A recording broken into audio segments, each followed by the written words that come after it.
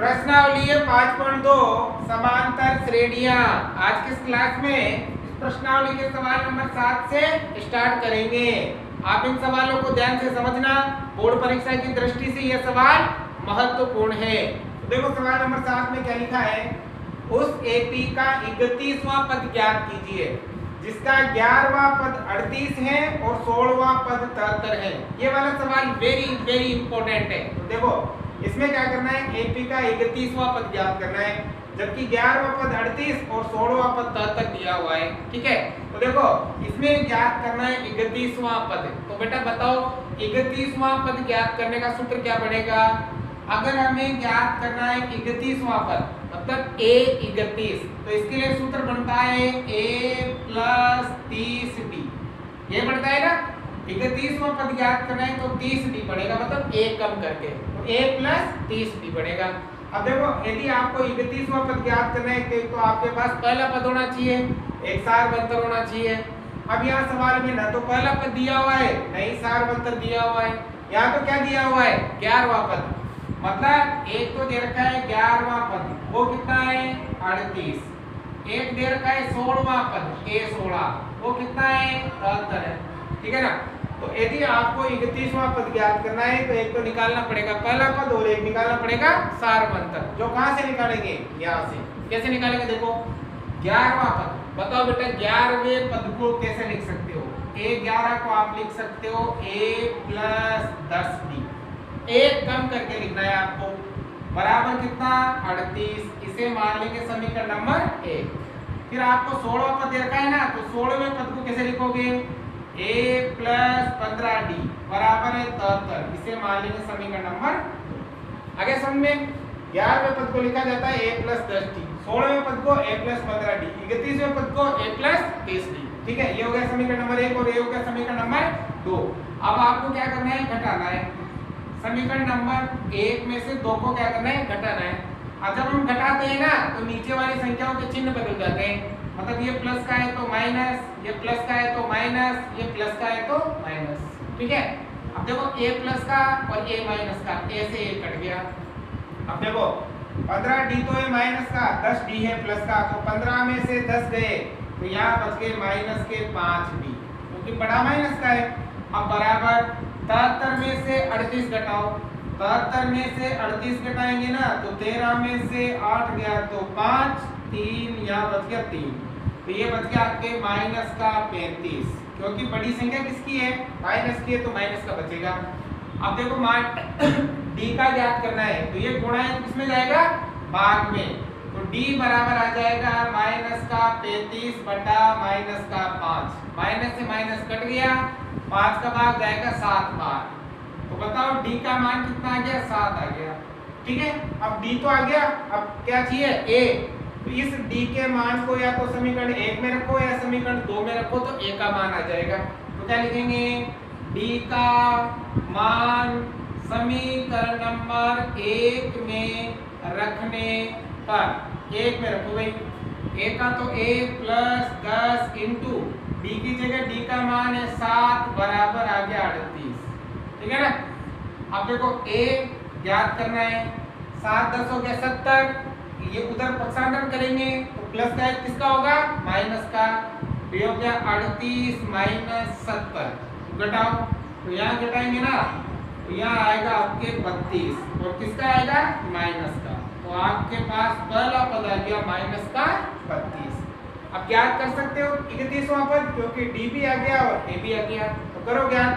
तो a 31 बराबर a, पहला पद कितना, माइनस का 32 प्लस 30 इंटू d का मान कितना आया 7, तो यहाँ आ जाएगा 7। ठीक है, पहले करोगे गुणा बाद में करोगे जोड़ बाकी। ठीक है ना, पहले गुणा करना है, तो देखो माइनस का 32 प्लस 7 दिया हो गया 31, मतलब 210।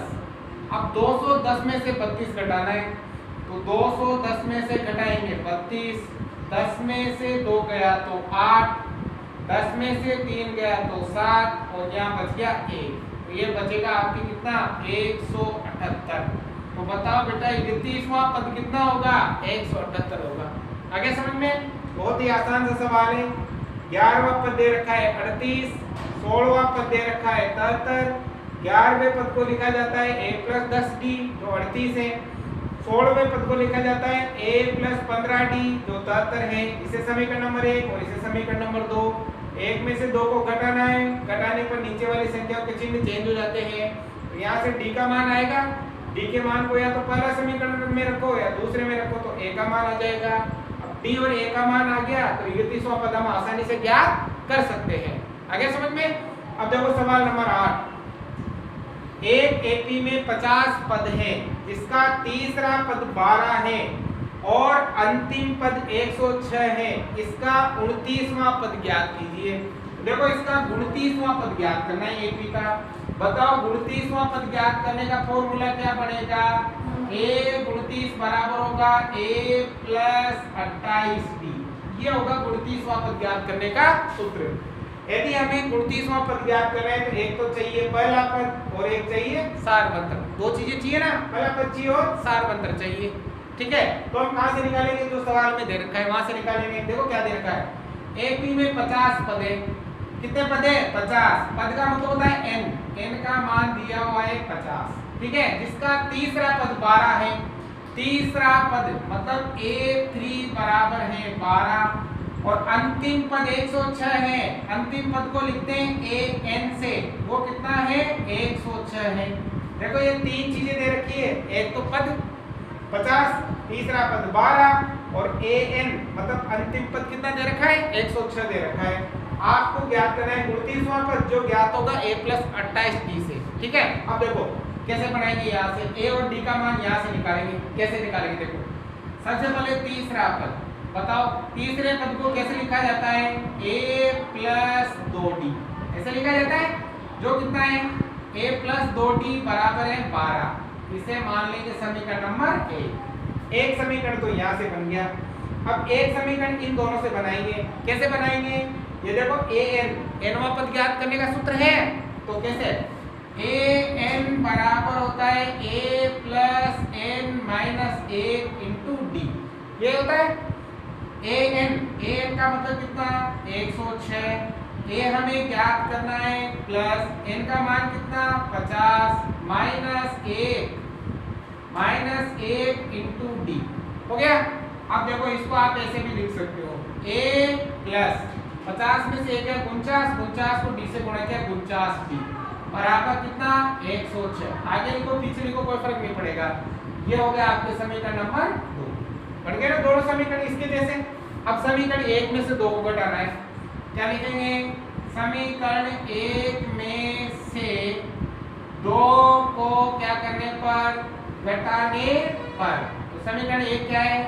a + 2d बराबर 12। ये तो है पहला। और दूसरा क्या है? a + 49d बराबर 106। ये है समीकरण नंबर 2। घटाएंगे तो ये भी माइनस, ये भी माइनस, ये भी माइनस। घटाने पर नीचे वाली संख्याओं के चिन्ह चेंज हो जाते हैं। देखो a + का a - का कट गया। यहाँ 42 तो है माइनस का, 2 है प्लस का, तो 42d में से 2d घटाएंगे तो बचेगा माइनस का 47d। ठीक है, अब यहाँ देखो माइनस के 106 में से घटाएंगे 12, माइनस के 106 में से 12 घटाएंगे तो बचेंगे माइनस के 94।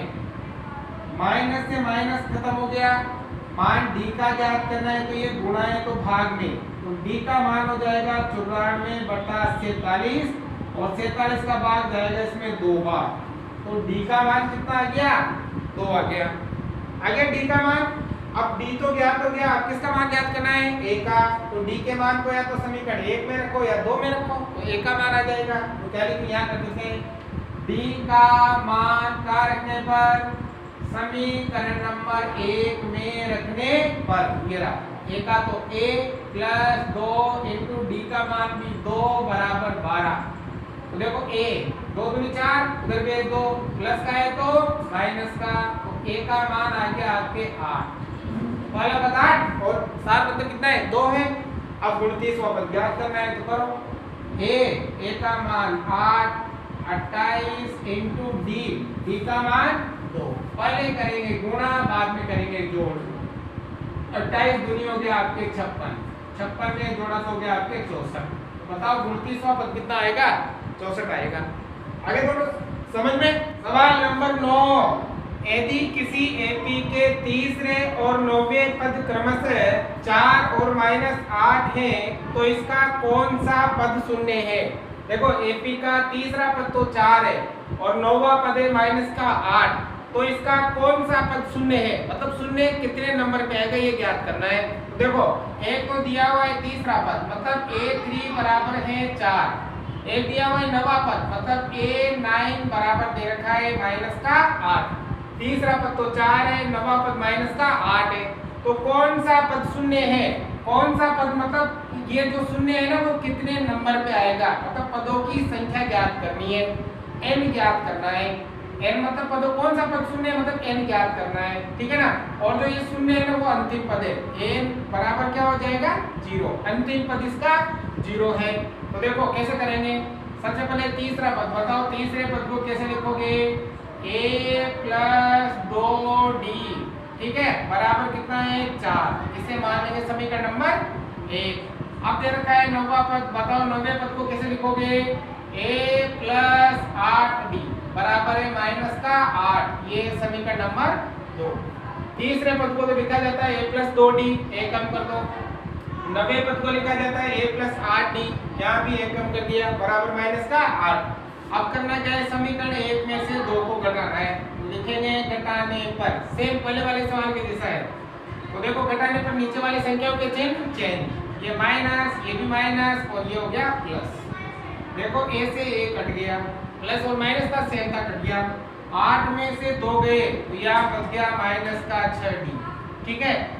8 और 4 जोड़ेंगे तो ये हो गया आपके 12, ठीक है। अब देखो d का मान ज्ञात करना है तो ये गुणा है तो भाग में, तो d बराबर आ जाएगा 12 बटा -6। 6 का भाग देंगे तो d का मान आ जाएगा -2। आगे d का मान, अब d के मान को समीकरण 1 में रखो या 2 में रखो तो a का मान आ जाएगा। तो क्या लिखेंगे? d का मान समीकरण नंबर 1 में रखने पर, समीकरण नंबर 1 है a + 2 इंटू d का मान है -2। a का तो a + 2 का 2, d का मान है -2 और बराबर में 4, ठीक है।